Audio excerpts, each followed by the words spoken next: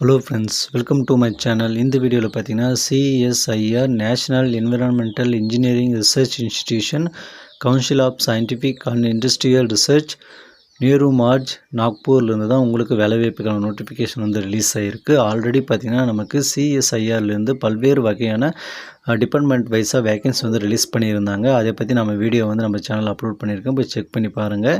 இப்போ பார்த்திங்கன்னா நமக்கு மகாராஷ்டிரா மாநிலம் நாக்பூரில் வந்து வேலைவாய்ப்பு நோட்டிஃபிகேஷன் வந்து பல்வேறு வகையான பதவியின் கீழே நமக்கு அறிவிச்சிருக்காங்க. அதை பற்றி நம்ம இந்த வீடியோவில் டீட்டெயில்டாக பார்ப்போம். அதுக்கு முன்னாடி பார்த்திங்கன்னா நம்ம சேனலை சப்ஸ்கிரைப் பண்ணிக்கோங்க, மறக்காமல் பெல் பட்டனையும் ஆன் பண்ணி வச்சுக்கோங்க. இந்த வீடியோக்கு லைக் பண்ணி உங்கள் ஃப்ரெண்ட்ஸ்க்கும் ஷேர் பண்ணுங்கள். அது மட்டும் இல்லாமல் பல்வேறு வகையான அரசு வேலைவாய்ப்பு நோட்டிஃபிகேஷன் வீடியோ அப்லோட் பண்ணியிருக்கேன், போய் செக் பண்ணி பார்த்து உங்களோட ஏஜ் குவாலிஃபிகேஷன், எஜுகேஷன் குவாலிஃபிகேஷனுக்கு ஏற்ற மாதிரியான வேலைவாய்ப்பு இருந்தால் உடனே வந்து அப்ளை பண்ணிவிடுங்க.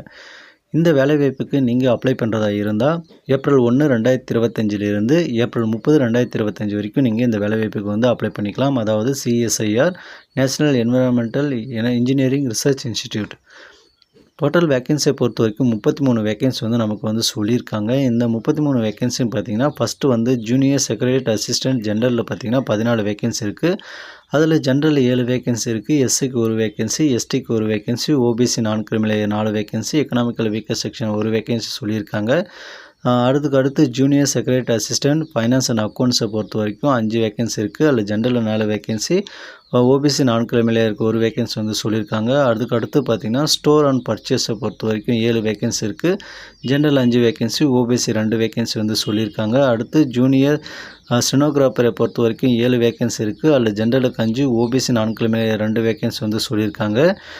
ஏஜ் குவாலிஃபிகேஷனை பொறுத்த வரைக்கும் பார்த்திங்கன்னா மினிமம் 18 வயசுலேருந்து மேக்ஸிமம் 28 வயசு வரைக்கும் பார்த்திங்கன்னா இந்த அசிஸ்டன்ட் ஜென்ரல், அடுத்து பார்த்திங்கன்னா ஃபைனான்ஸ் அண்ட் அக்கௌண்ட்ஸ், அடுத்து ஸ்டோர் அண்ட் பர்ச்சேஸ்க்கு வந்து சொல்லியிருக்காங்க.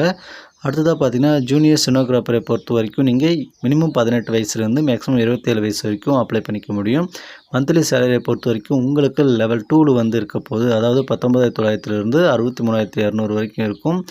அதுக்கடுத்து பார்த்திங்கன்னா உங்களுக்கான எஜுகேஷன் குவாலிஃபிகேஷன் நீங்கள் 12th வரைக்கும் நீங்கள் படிச்சிருக்கலாம். அப்படி இல்லைன்னா பார்த்தீங்கன்னா 10th + டிப்ளமோ கோர்ஸோடு வந்து படிச்சிருந்தீங்கன்னா இந்த வேலைவாய்ப்புக்கு வந்து நீங்கள் அப்ளை பண்ணிக்கலாம். அதுக்கு இல்லைன்னா அதுக்கு இனியான கல்வித் தகுதியோடு இருந்தீங்கன்னா நீங்கள் இந்த வேலைவாய்ப்புக்கு வந்து அப்ளை பண்ணிக்கலாம் அப்படின்னு வந்து சொல்லியிருக்காங்க. மந்த்லி சேலரியை பொறுத்த வரைக்கும் உங்களுக்கு டோட்டலாக பார்த்தீங்கன்னா 36,493 கிடைக்கும் அப்படின்னு வந்து சொல்லியிருக்காங்க. அடுத்து இந்த ஸ்டெனோகிராஃபரை பொறுத்த வரைக்கும் நீங்கள் சேம் அதே எஜுகேஷன் குவாலிஃபிகேஷன் தான் வந்து சொல்லியிருக்காங்க. மந்த்லி சேலரியை பொறுத்த வரைக்கும் லெவல் 4 வந்து இருக்க போகுது. அதாவது 25,500 81,100 வரைக்கும் இருக்கும். மந்த்லி சேலரி 49,623 வந்து உங்களுக்கு கிடைக்கும் அப்படின்னு வந்து சொல்லியிருக்காங்க. விருப்பமும் தகுதியும் இருக்கவங்க நீங்கள் இப்போ இருந்தே வந்து அப்ளை பண்ண ஸ்டார்ட் பண்ணிவிடுங்க. அதுக்கடுத்து பார்த்தீங்கன்னா உங்களுக்கான செலெக்ஷன் ப்ரொசீஜர் அது எல்லாமே வந்து சொல்லியிருக்காங்க. ஒரு முறை ரீட் பண்ணி பார்த்துக்கோங்க. செலெக்ஷன் ப்ரொசீஜரை பொறுத்த வரைக்கும் ஜூனியர் செக்ரட்டரி அசிஸ்டண்ட்டை பொறுத்த வரைக்கும் உங்களுக்கு வந்து ரிட்டன் டெஸ்ட் வந்து இருக்கும். அந்த எக்ஸாம் அடுத்து பார்த்தீங்கன்னா உங்களுக்கு கம்ப்யூட்டர் டைப்பிங் ஸ்பீடு வந்து இருக்கணும். அடுத்து உங்களுக்கு பேசிக் கம்ப்யூட்டர் நாலேஜ் இருக்கணும் அப்படின்னு வந்து சொல்லியிருக்காங்க. டைப்பிங் ஸ்பீடை பொறுத்த வரைக்கும் நீங்கள் இங்கிலீஷ் லாங்குவேஜில் டைப் பண்ணுறதா இருந்தால் ஒரு நிமிடத்துக்கு பார்த்தீங்கன்னா 35 வேர்டும், அதுக்கடுத்து 30 வேர்டு பார்த்தீங்கன்னா இங்கிலீஷில் தான் வந்து 35 சொல்லியிருக்காங்க. ஹிந்திக்கு வந்து 30 வேர்டு நீங்கள் டைப் பண்ண முடிஞ்சால் போதுமானதாக இருக்கும். அதுக்கடுத்து செலெக்ஷன் ஆஃப் காம்படிட்டிவ் ரிட்டன் எக்ஸாமினேஷனை பொறுத்த வரைக்கும் உங்களுக்கு வந்து கொஷின்ஸ் வந்து ஓஎம்ஆர் பேஸ்ட் பண்ணியிருக்கலாம். அப்படி இல்லைன்னா கம்ப்யூட்டர் ஆப்ஜெக்டிவ் டெஸ்ட் வந்து இருக்கலாம் அப்படின்னு வந்து சொல்லியிருக்காங்க. மீடியம் ஆஃப் குவாலிஃபிகேஷனை பொறுத்த வரைக்கும் உங்களுக்கு வந்து இங்கிலீஷ் ஆர் ஹிந்தி லாங்குவேஜில் தான் வந்து இருக்க போகுது. அதுக்கடுத்து ஸ்டாண்டர்ட் ஆஃப் எக்ஸாமினேஷனை பொறுத்த வரைக்கும் 12th நீங்கள் பாஸ் பண்ணியிருந்தால் போயிருக்கும். அப்படி இல்லைனா 10th + 2 இயர்ஸ் வந்து டிப்ளமோ கோர்ஸ் மாதிரி முடிச்சிருந்தால் போதும். டோட்டல் நம்பர் ஆஃப் கொஷினை பொறுத்த வரைக்கும் 200 வந்து இருக்க போகுது. உங்களுக்கான டைம் பார்த்திங்கன்னா 2.5 மணி நேரம் உங்களுக்கு வந்து எக்ஸாம் இருக்க போகுது. அதாவது 2 மணி 30 நிமிடம் வந்து உங்களுக்கு எக்ஸாம் இருக்க போகுது. உங்களுக்கு பேப்பர் 1 பேப்பர் 2ன்னு வந்து இருக்குது. பேப்பர் 1 பொறுத்த வரைக்கும் 90 நிமிஷத்தில் வந்து நீங்கள் கம்ப்ளீட் பண்ணணும். அதுக்கடுத்து பேப்பர் 2 பொறுத்த வரைக்கும் 60 நிமிஷம் வந்து கொடுத்துருக்காங்க. பேப்பர் 1ல் மென்டல் அபிலிட்டி டெஸ்ட் வந்து 100 கொஷின் வந்து இருக்க போது. 100 கொஷினுக்கு 200 மார்க்குன்னு வந்து மென்ஷன் பண்ணியிருக்காங்க. நெகட்டிவ் மார்க்கை பொறுத்த வரைக்கும் நோ நெகட்டிவ் மார்க்குன்னு வந்து சொல்லியிருக்காங்க. பேப்பர் 2 பொறுத்த வரைக்கும் பார்த்தீங்கன்னா உங்களுக்கு ஜென்ரல் அவேர்னஸ், இங்கிலீஷ் லாங்குவேஜ்னு வந்து 2 டாபிக் வந்து இருக்குது. அதில் பார்த்தீங்கன்னா உங்களுக்கு மார்க் வந்து 300 மார்க் வந்து 2 சேர்த்து இருக்குது. நெகட்டிவ் மார்க்கை பொறுத்த வரைக்கும் 1 நெகட்டிவ் மார்க் வந்து மென்ஷன் பண்ணியிருக்காங்க. அதுக்கடுத்து பார்த்தீங்கன்னா மெரிட் லிஸ்ட்டு வந்து உங்களுக்கு ஃபஸ்ட்டு வந்து பேப்பர் 1 பேப்பர் 2 இது 2 பேஸ் பண்ணி வந்து இருக்கும். அதுக்கடுத்து உங்களுக்கு கம்ப்யூட்டர் நாலேஜ் டெஸ்ட் வந்து இருக்கும். அதில் எல்லாமே நீங்கள் செலக்டேஷன் பெற்றுக்கும் பார்த்தீங்கன்னா உங்களில் யார் வந்து ஹை மார்க் இருக்கீங்களோ அவங்களுக்கு வந்து பணி வழங்குவோம் அப்படின்ற மாதிரி சொல்லியிருக்காங்க. அடுத்தது 2வதா பார்த்தீங்கன்னா, நமக்கு ஜூனியர் ஸ்டெனோகிராஃபருக்கான குவாலிஃபிகேஷன்லாம் வந்து குடுத்துருக்காங்க. சேம் அதேதான் 10+2 12த் அதுக்கு அப்படி இல்லைன்னா அதுக்கு இணையான கல்வித் தகுதியோட இருக்கணும். அதுக்கடுத்து மாற்றுத்திறனாளிகள் அவங்களுக்கான குவாலிஃபிகேஷன், செலக்ஷன் ப்ரொசீஜர் அப்படின்னு வந்து நமக்கு எல்லாமே வந்து மென்ஷன் பண்ணியிருக்காங்க. இவங்களுக்கு பார்த்தீங்கன்னா 10 மினிட்ஸ் வந்து இங்கிலீஷ் ஆர் ஹிந்தி டைப்பிங் வந்து இருக்கும். அதில வந்து 80 வேர்டு பார்த்தீங்கன்னா, நீங்க 1 நிமிஷம் வந்து டைப் பண்ற மாரி இருக்கும். அடுத்ததா பார்த்தீங்கன்னா, உங்களுக்கு ரிட்டன் எக்ஸாமினேஷன பொறுத்தவரைக்கும் ஜூனியர் ஸ்டெனோகிராஃபருக்கு ஓஎம்ஆர் பேஸ் பண்ணி வந்து இருக்க போகுது. அப்படி இல்லைன்னா பார்த்தீங்கன்னா, கம்ப்யூட்டர் பேஸ்டு எக்ஸாம் வந்து இருக்க போகுது. மீடியம் ஆஃப் குவாலிஃபிகேஷனை பொறுத்தவரைக்கும் இங்கிலீஷ் மற்றும் ஹிந்தியில தான் வந்து உங்களுக்கு வந்து கொஸ்டின் பேப்பர் இருக்கும். அப்படி அதுக்கு அடுத்ததா பார்த்தீங்கன்னா, எக்ஸாம் வந்து ஆல்ரெடி சொன்ன மாரி 10+2 அப்படி இல்லைனா 12த் கொஸ்டின் பார்த்தீங்கன்னா 200க்கு இருக்க போகுது. உங்களுக்கு வந்து டைமை பொறுத்தவரைக்கும் 2 ஹவர்ஸ் 40 மினிட்ஸ் வந்து சொல்லியிருக்காங்க. அதுக்கடுத்து பார்த்தீங்கன்னா, உங்களுக்கான எக்ஸாம் பேட்டர்னை பொறுத்தவரைக்கும் ஜென்ரல் இன்டெலிஜென்ஸ் ஆர் ரீசனிங்கில வந்து கொஸ்டின் இருக்க போகுது. ஜென்ரல் அவேர்னஸ் அதுக்கடுத்து இங்கிலீஷ் லாங்குவேஜ் மற்றும் கம்போசிஷன் வந்து சொல்லியிருக்காங்க. ஸோ உங்களுக்கு விருப்பம் தகுதி இருந்தால் அப்ளை பண்ணிக்கோங்க. நெகட்டிவ் மார்க் பார்த்தீங்கன்னா 0.25 வந்து சொல்லியிருக்காங்க. அடுத்ததா பார்த்தீங்கன்னா, உங்களுக்கான மிஸ்டேக் மார்க்ஸ் எல்லாமே வந்து சொல்லியிருக்காங்க. ஒரு முறை ரீட் பண்ணி பார்த்துக்கோங்க.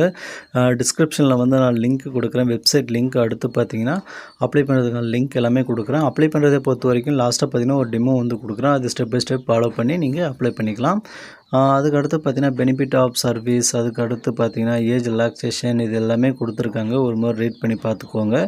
அப்ளிகேஷன் ஃபீஸை பொறுத்த வரைக்கும் 500 வந்து நீங்கள் பே பண்ணுற மாதிரி இருக்கும். யார் யார் அப்படின்னா general, economical weaker section, OBC இவங்கெல்லாம் வந்து 500 பே பண்ணணும். அதுக்கடுத்து பார்த்தீங்கன்னா எஸ்சி, எஸ்டி, மாற்றுத்திறனாளிகள், பெண்கள், எக்ஸ் சர்வீஸ் மேன் இவங்கெல்லாம் வந்து அப்ளிகேஷன் ஃபீஸ் எதுவும் கிடையாது அப்படின்னு வந்து சொல்லியிருக்காங்க. அதுக்கடுத்து அதர் கண்டிஷன் எல்லாம் கொடுத்துருக்காங்க. ஒரு முறை மேலோட்டமாக ரீட் பண்ணி பார்த்தா நீங்கள் போதுமானது. அதுக்கடுத்து பார்த்தீங்கன்னா ஹவ் டு அப்ளை வந்து கொடுத்துருக்காங்க. அதுக்கான லிங்க்கும் வந்து நமக்கு வந்து மென்ஷன் பண்ணியிருக்காங்க. இந்த லிங்க் வந்து நான் டிஸ்கிரிப்ஷனில் தரேன். அதுக்கடுத்து நீங்கள் வந்து எப்படி அப்ளை பண்ணலான்றதுக்கான டெமோவும் வந்து கொடுக்குறேன். நீங்கள் போய்ட்டு நீங்கள் அப்ளை பண்ணுங்கள். பார்த்து ஸ்டெப் பை ஸ்டெப் வந்து இந்த லிங்க் வந்து டிஸ்கிரிப்ஷனில் இருக்கும். அப்ளை பண்ணுறதுக்கான டாக்குமெண்ட்ஸ் வந்து மென்ஷன் பண்ணியிருக்காங்க. அதன்படி பார்த்தீங்கன்னா, உங்களுடைய ப்ரூஃப் ஆஃப் பர்த் சர்டிஃபிகேட் வந்து வேணும். அதுக்கான பர்த் சர்டிஃபிகேட் உங்கள்கிட்ட இல்லை அப்படின்னா 10th 12th மார்க் ஷீட்டை வந்து நீங்கள் யூஸ் பண்ணிக்கலாம். அதுக்கடுத்து எஜுகேஷன் குவாலிஃபிகேஷன் சர்டிஃபிகேட்டான 10th 12th டிப்ளமோ டிகிரி இது மாதிரி நீங்கள் யூஸ் பண்ணிக்கலாம். அதுக்கடுத்து பார்த்தீங்கன்னா, இதுக்கான காப்பி எல்லாமே ரெடியாக வச்சுக்கோங்க. உங்களுடைய கேஸ்ட் சர்டிஃபிகேட் வந்து கட்டாயம் வேணும். ஓபிசியாக இருந்தால் அதுக்கான சர்டிஃபிகேட், எஸ்சியாக இருந்தால் அதுக்கானது, அப்புறம் எக்கனாமிக்கல் வீக்கர் செக்ஷன் இருந்தால் அதுக்கான ப்ரூஃப் எல்லாமே வந்து வேணும். அதுக்கடுத்து பார்த்தீங்கன்னா, நீங்கள் அப்ளை பண்ணுறதுக்கான அந்த 500 ஃபீ வந்து பே பண்ணுறீங்களா அதுக்கான ரெசிப்ட் வந்து ரெடியாக வச்சுக்கோங்க. டவுன்லோட் பண்ணி மிஸ் பண்ணிடாதீங்க. அதுக்கடுத்து பார்த்தீங்கன்னா, ஃபுல்லாகவே வந்து ஜென்ரல் இன்ஃபர்மேஷன் தான் இருக்குது. டாக்குமெண்ட் அதுக்கடுத்து வந்து அந்த டாக்குமெண்ட் ப்ரொசீஜர் அது எல்லாமே கொடுத்துருக்காங்க. நீங்கள் டாக்குமெண்ட்டை பொறுத்த வரைக்கும் எந்த ஒரு கன்ஃப்யூஷனும் வேணாம். கவர்மெண்ட் வந்து எந்த ஆர்டர் படி உங்களுக்கு டாக்குமெண்ட் இஷ்யூ பண்ணுறாங்களோ நீங்கள் அதுவே வந்து அப்ளை பண்ண யூஸ் பண்ணிக்கோங்க. மறக்காமல் இந்த வீடியோக்கு வந்து லைக் பண்ணுங்கள். உங்கள் ஃப்ரெண்ட்ஸுக்கும் ஷேர் பண்ணுங்கள். சேனலை சப்ஸ்கிரைப் பண்ணி பெல் பட்டனை ஆன் பண்ணி வச்சுக்கோங்க. தேங்க்யூ.